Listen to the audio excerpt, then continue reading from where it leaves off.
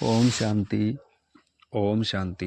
आज 4 अक्टूबर 2025 प्रातः मुरली। मीठे बच्चे, श्रेष्ठ ते श्रेष्ठ बनने के लिए स्वयं भगवान तुम्हें श्रेष्ठ मत दे रहे हैं, जिससे तुम नरकवासी से स्वर्गवासी बन जाते हो। प्रश्न है, देवता बनने वाले बच्चों को विशेष किन बातों का ध्यान रखना है? उत्तर है, कभी कोई बात में रूठना नहीं, शकल मुर्दे जैसी नहीं करनी है, किसी को भी दुख नहीं देना है। देवता बनना है तो मुख से सदैव फूल निकलें। अगर कांटे हुए पत्थर निकलते हैं तो पत्थर के पत्थर ठहरे। गुण बहुत अच्छे धारण करने हैं, यहाँ ही सर्वगुण संपन्न बनना है। सजा खाएंगे तो फिर पद अच्छा नहीं मिलेगा। ओम शांति। नए विश्व व नई दुनिया के मालिक बनने वाले रूहानी बच्चों प्रति रूहानी बाप बैठ समझाते हैं। यह तो बच्चे समझते ही हैं कि बाप आए हैं बेहद का वर्षा देने। हम लायक नहीं थे, कहते हैं हे प्रभु मैं लायक नहीं हूँ, मुझे लायक बनाओ। बाप बच्चों को समझाते हैं, तुम मनुष्य तो हो, यह देवताएं भी मनुष्य हैं, इसमें देवी गुण हैं, इन्हीं को सच्चा सच्चा मनुष्य कहेंगे। मनुष्यों में आसुरी गुण होते हैं तो चलन जानवरों मिसल हो जाती है, देवी गुण नहीं है तो उसको आसुरी गुण कहा जाता है। अब फिर बाप आकर तुमको श्रेष्ठ देवता बनाते हैं। सचखंड में रहने वाले सच्चे सच्चे मनुष्य यह लक्ष्मी नारायण हैं, इन्हीं को फिर देवता कहा जाता है। इन्हीं में देवी गुण है। भल गाते भी हैं, हे पतित पावन आओ, परंतु पावन राजाएं कैसे होते हैं, फिर पतित राजाएं कैसे होते हैं, यह राज कोई नहीं जानते। वह है भक्ति मार्ग। ज्ञान को तो कोई जानता नहीं। तुम बच्चों को बाप समझाते हैं और ऐसा बनाते हैं। कर्म तो यह देवताओं भी सतयुग में करते हैं, परंतु पतित कर्म नहीं करते हैं। उनमें देवी गुण हैं। छी छी काम न करने वाले ही स्वर्गवासी होते हैं। नरकवासी से माया छी छी काम कराती है। अब भगवान बैठ श्रेष्ठ काम कराते हैं और श्रेष्ठ मत देते हैं कि ऐसे छी छी काम नहीं करो। श्रेष्ठ ते श्रेष्ठ बनने के लिए श्रेष्ठ ते श्रेष्ठ मत देते हैं। देवताएं श्रेष्ठ हैं ना, रहते भी हैं नई दुनिया स्वर्ग में। यह भी तुम्हारे में नंबरवार पुरुषार्थ अनुसार जानते हैं, इसलिए माला भी बनती है 8 की व 108 की करके 16 108 भी की भी कहें, वह भी क्या हुआ। इतने करोड़ मनुष्य हैं, इनमें 16,000 निकले तो क्या हुआ, 0.25% भी नहीं। बाप बच्चों को कितना ऊंच बनाते हैं। रोज बच्चों को समझाते हैं कि कोई भी विक्रम नहीं करो, तुमको ऐसा बाप मिला है जो बहुत खुशी होनी चाहिए। तुम समझते हो कि हमको बेहद के बाप ने अडॉप्ट किया है, हम उनके बने हैं। बाप है स्वर्ग का रचयिता, तो ऐसे स्वर्ग का मालिक बनने के लायक सर्वगुण संपन्न बनना पड़े। यह लक्ष्मी नारायण सर्वगुण संपन्न थे, इन्हीं के लायक की महिमा की जाती है। फिर 84 जन्मों के बाद नए लायक बन जाते हैं। एक जन्म भी नीचे उतरे तो जरा कला कम हुई, ऐसे धीरे धीरे कम होती जाती है। जैसे ड्रामा भी जूं मिसल चलता है ना, तुम भी धीरे धीरे नीचे उतरते हो तो 1250 वर्ष में 2 कला कम हो जाती है।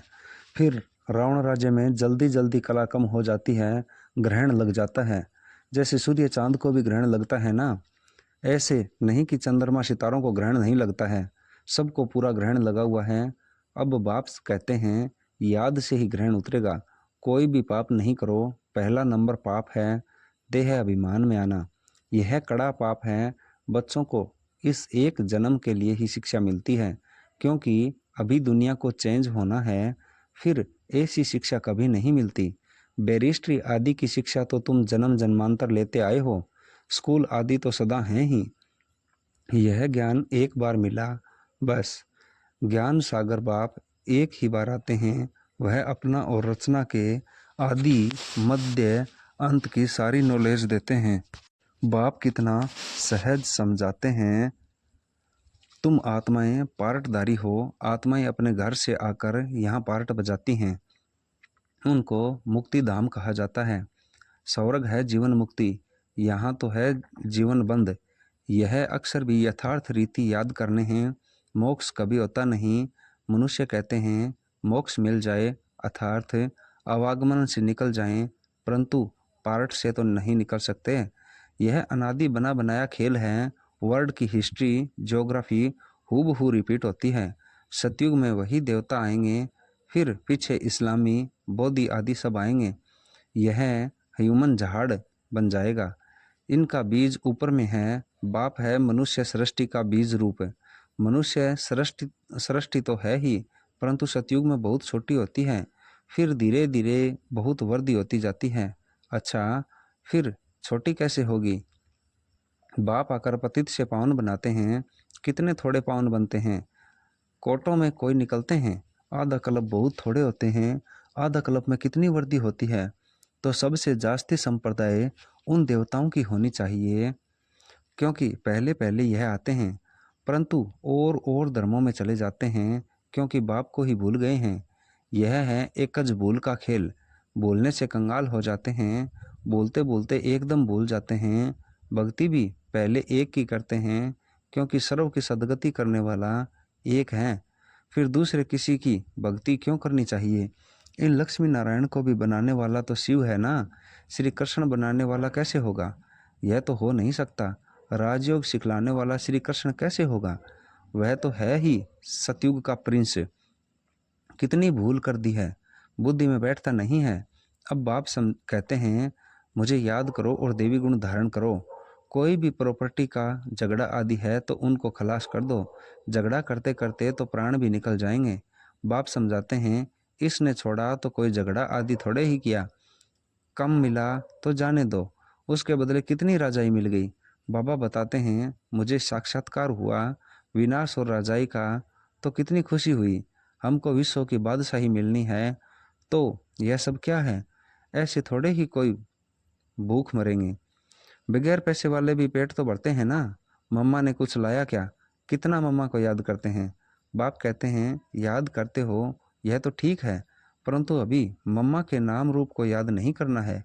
उनको भी उन जैसी धारणा करनी है। हम भी मम्मा जैसे अच्छा बनकर गद्दी लायक बने। सिर्फ मम्मा की महिमा करने से थोड़े ही हो जाएंगे। बाप तो कहते हैं मामेकम याद करो। याद की यात्रा में रहना है। मम्मा जैसा ज्ञान सुनाना है। मम्मा की महिमा का सबूत तब हो जब तुम भी ऐसे महिमा लायक बनकर दिखाओ। सिर्फ मम्मा मम्मा कहने से पेट नहीं भरेगा, और ही पेट पीठ से लग जाएगा। शिव बाबा को याद करने से पेट भरेगा, इस दादा को भी याद करने से पेट नहीं भरेगा। याद करना है एक को, बलिहारी एक की है। युक्तियां रचनी चाहिए सर्विस की। सदैव मुख से फूल निकलें। अगर कांटे पत्थर निकलते हैं तो पत्थर के पत्थर ठहरे। गुण बहुत अच्छे धारण करने हैं। तुमको यहाँ सर्वगुण संपन्न बनना है। सजा खाएंगे तो फिर पद अच्छा नहीं मिलेगा। यहाँ बच्चे आते हैं बाप से डायरेक्ट सुनने। यहाँ ताज़ा ताज़ा नशा बाबा चढ़ाते हैं। सेंटर पर नशा चढ़ता है, फिर घर गए संबंधी आदि देखे तो खल्लास। यहाँ तुम समझते हो हम बाबा के परिवार में बैठे हैं, वहाँ आसुरी परिवार होता है। कितने झगड़े आदि रहते हैं। वहाँ जाने से ही कीचड़ पट्टी में जाकर पड़ते हैं। यहाँ तो तुमको बाप बोलना नहीं चाहिए। दुनिया में सच्ची शांति किसी को भी मिल न सके। पवित्रता सुख शांति संपत्ति सिवाय बाप के कोई दे नहीं सकता। ऐसे नहीं कि बाप आशीर्वाद करते हैं आयुष्मान भव पुत्रवान भव, नहीं, आशीर्वाद से कुछ भी नहीं मिलता। यह मनुष्यों की भूल है। सन्यासी आदि भी आशीर्वाद नहीं कर सकते। आज आशीर्वाद देते कल खुद ही मर जाते। पोप भी देखो कितने होकर गए हैं। गुरु लोगों की गद्दी चलती है। छोटेपन में भी गुरु मर जाते हैं, फिर दूसरा कर लेते या छोटे चेले को गुरु बना देते हैं। यह तो बाप दादा है देने वाला, यह लेकर क्या करेंगे? बाप तो निराकार है ना, लेंगे साकार, यह भी समझने की बात है। ऐसा कभी नहीं कहना चाहिए कि हम शिव बाबा को देते हैं। नहीं, हमने शिव बाबा से पदम लिया है, दिया नहीं। बाबा तो तुमको अनगिनत देते हैं। शिव बाबा तो दाता है, तुम उनको देंगे कैसे? मैंने दिया, यह समझने से फिर देह अभिमान आ जाता है। हम शिव बाबा से ले रहे हैं। बाबा के पास इतने ढेर बच्चे आते हैं, आकर रहते हैं, तो प्रबंध चाहिए ना। गोया तुम देते हो अपने लिए उनको अपना थोड़े ही कुछ करना है, राजधानी भी तुमको देते हैं, इसलिए करते भी तुम हो। तुमको अपने से भी ऊंच बनाता हूँ, ऐसे बाप को तुम भूल जाते हो। आधा कलप पूज्य आधा कलप पुजारी। पूज्य बनने से तुम सुख धाम के मालिक बनते हो, फिर पुजारी बनने से दुख धाम के मालिक बन जाते हो। यह भी किसी को पता नहीं कि बाप कब आकर स्वर्ग की स्थापना करते हैं। इन बातों को तुम संगम युगी ब्राह्मण ही जानते हो। बाबा इतना अच्छी रीति समझाते हैं, फिर भी बुद्धि में नहीं बैठता। जैसे बाबा समझाते हैं ऐसे युक्ति से समझाना चाहिए। पुरुषार्थ कर ऐसा श्रेष्ठ बनना है। बाप बच्चों को समझाते हैं, बच्चों में बहुत अच्छे देवी गुण होने चाहिए। कोई बात में रूठना नहीं, शकल मुर्दे जैसी नहीं करनी है। बाप कहते हैं ऐसे कोई काम अभी नहीं करो। चंडी देवी का भी मेला लगता है। चंडिका उनको कहते हैं जो बाप की मत पर नहीं चलती, जो दुख देती है। ऐसी चंडिकाओं का भी मेला लगता है। मनुष्य अज्ञानी है ना, अर्थ थोड़े ही समझते हैं। कोई में ताकत नहीं, वह तो जैसे खोखले हैं। तुम बाबा को अच्छी रीति याद करते हो तो बाप द्वारा तुम्हें ताकत मिलती है, परंतु यहाँ रहते भी बहुतों की बुद्धि बाहर में भटकती रहती है। इसलिए बाबा कहते हैं यहाँ चित्रों के सामने बैठ जाओ तो तुम्हारी बुद्धि इसमें बिजी रहेगी। गोले पर सीढ़ी पर किसको समझाओ? तो बोलो सतयुग में बहुत थोड़े मनुष्य होते हैं, अभी तो ढेर मनुष्य हैं।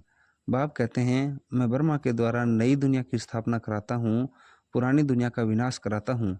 ऐसे ऐसे बैठ प्रैक्टिस करनी चाहिए। अपना मुख आप ही खोल सकते हैं। अंदर में जो चलता है वह बाहर में भी निकलना चाहिए। गूंगे तो नहीं होना। घर में रड़ियाँ मारने के लिए मुख खुलता है, ज्ञान सुनाने के लिए नहीं खुलता। चित्र तो सबको मिल सकते हैं, हिम्मत रखनी चाहिए। अपने घर का कल्याण करें। अपना कमरा चित्रों से सजा दो तो तुम बिजी रहेंगे। यह जैसे तुम्हारी लाइब्रेरी हो जाएगी। दूसरों का कल्याण करने के लिए चित्र आदि लगा देना चाहिए। जो आए उनको समझाओ, तुम बहुत सर्विस कर सकते हो। थोड़ा भी सुना तो प्रजा बन जाएंगे। बाबा इतनी उन्नति की युक्तियां बतलाते हैं, बाप को याद करो तो तुम्हारे विक्रम विनाश होंगे। बाकी गंगा में जाकर एकदम डूब जाओ तो भी विक्रम विनाश नहीं होंगे। यह सब है अंधश्रद्धा। हरिद्वार में तो सारे शहर का गंद आकर गंगा में पड़ता है। सागर में कितना गंद पड़ता है, नदियों में भी कीचड़ा पड़ता रहता है, उसमें फिर पावन कैसे बन सकते हैं? माया ने सबको बिल्कुल बेसमझ बना दिया है। बाप बच्चों को ही कहते हैं कि मुझे याद करो, तुम्हारी आत्मा बुलाती है ना, हे पतित पावन आओ। वह तुम्हारे शरीर का लौकिक बाप तो है, पतित पावन एक ही बाप है।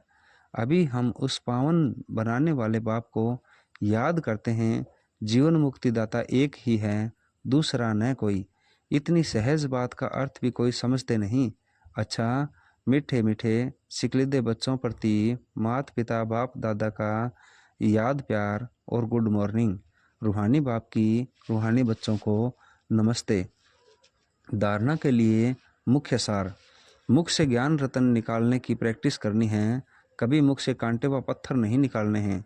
अपना और घर का कल्याण करने के लिए घर में चित्र सजा देने हैं, उस पर विचार सागर मंथन कर दूसरों को समझाना है, बिजी रहना है।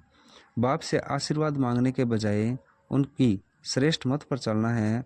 बलिहारी शिव बाबा की है, इसलिए उन्हें ही याद करना है। यह अभिमान न आए कि हमने बाबा को इतना दिया। वरदान है बाप समान स्थिति समय को द्वारा समय को समीप लाने वाले तत्व त्वम के वरदानी भवै।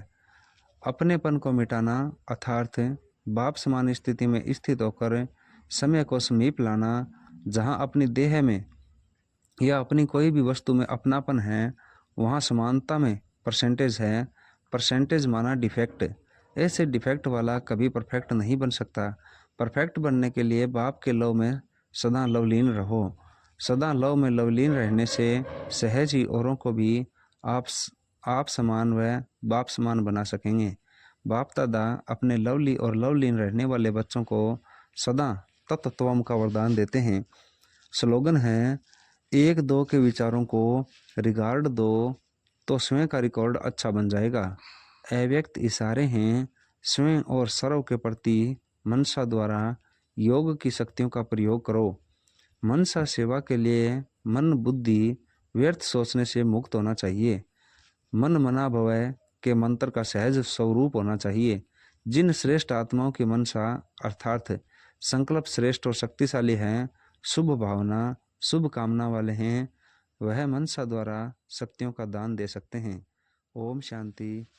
ओम शांति।